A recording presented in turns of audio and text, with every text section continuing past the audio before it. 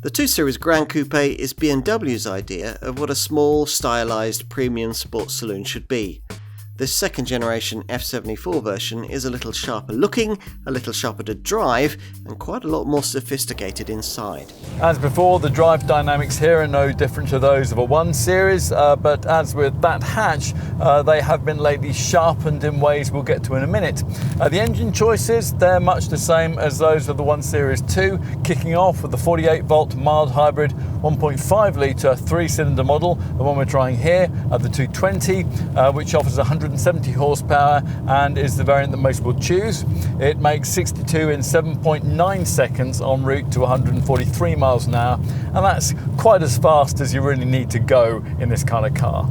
If that's not fast enough, then you'll be directed to the mid-range 223 xDrive, which uses a 4-cylinder unit, also with 48 volt mild hybrid tech, and puts out 218 horsepower. That variant's considerably more rapid, dispatching 62 in just 6.4 seconds en route to 155 miles an hour.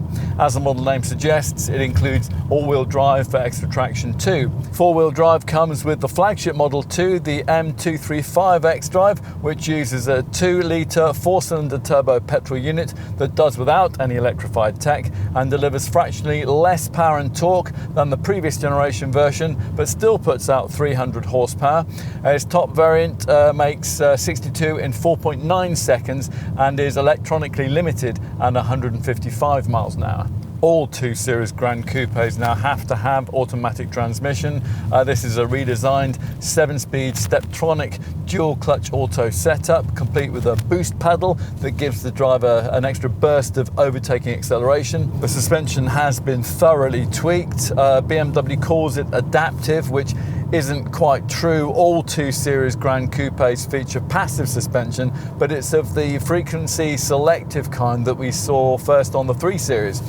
This doesn't allow the driver to alter ride comfort. Instead, the damper valving reacts differently to high and low frequency road surface inputs. Now you need this because due to the fact that only sport suspension is available across the range, this car does remain somewhat firm of ride, and that might not be welcome on your suburban morning commute, so we'd suggest you try it before you buy it. Not everyone liked the look of the original version of this car. Even BMW now calls the styling of that earlier F44 model polarizing, and they've tried to make this F74 replacement more widely appealing and sportier.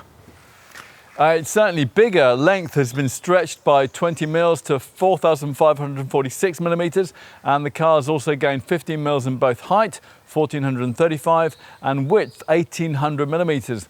Here in profile, there's a new variation of the brand's signature Hofmeister kink in the rear pillar, which now features a 2 emblem. Plus, the side skirts have been reprofiled. There's less blank metal surfacing, and you can pay extra to get this contrast roof finish in high gloss black. Let's take a look inside though. Promisingly, the door shuts with a thunk that you don't normally get from a frameless design of this sort, but look around and it's soon clear that those 1 Series genes are really a lot more evident here in the cabin, where the 2 cars pretty much share everything. There are a few detailed differences over the hatch, such as the avant-garde silver slashed panels at either end of the dashboard and the different positioning of the door handles and of the window controls. But apart from that, this F74 model gets a pretty standard version of the Munich maker's latest cockpit for compact cars, with the twin screens of the BMW Live Cockpit Plus setup. Look around and it all feels pretty premium, with even mainstream variants featuring heated sports seats trimmed in black M Alcantara and Veganza upholstery. Plus there's illuminated aluminium hexacube interior trim with classy ambient lighting and an anthracite headliner. The tricolour M stitching on the passenger side of the dashboard is a lovely touch too, and there's also a satisfyingly thick rimmed but rather oversized M steering wheel with large gear shift paddles. You might hope that the exterior size changes of this F74 era design would improve rear seat space a bit over the first generation version of this model. That is, however, a bit of a vain hope because the 20mm length increase is down to different bumpers rather than a wheelbase increase. Thanks to the small door opening and the narrow windows, it still remains pretty difficult to get a child seat or something like that in the back here, and you still have to dip your head a bit to get in. Once inside, it's immediately obvious that the spatial differences with this second generation model aren't all that great. You are better off back here than you would be in a 1 Series hatch though. And to be honest, really, legroom isn't that much different to what you get in a 3 Series saloon. And it is much less of a coal hole back here than it used to be with the old car. And that's helped by these large rear quarter-light windows here.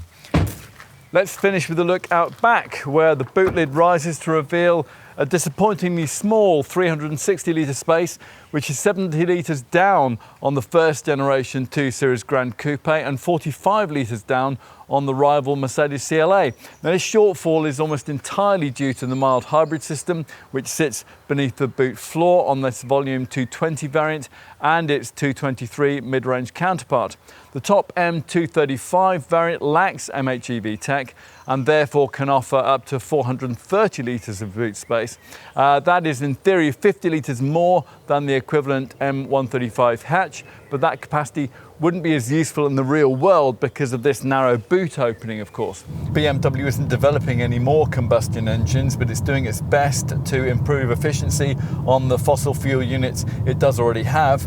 The 3-cylinder, 48-volt mild hybrid, 1.5 litre petrol engine used by this 220 model is of the latest generation of BMW Group modular engines and delivers up to 53.5 miles per gallon on the combined cycle and up to 120 grams per kilometre of CO2 emissions. Small saloons used to sell to quite elderly clientele, so what BMW's achieved with the 2 Series Gran Coupe model line is impressive. This car has the lowest customer age of any BMW, a trend that this sharper looking S74 generation design should further encourage.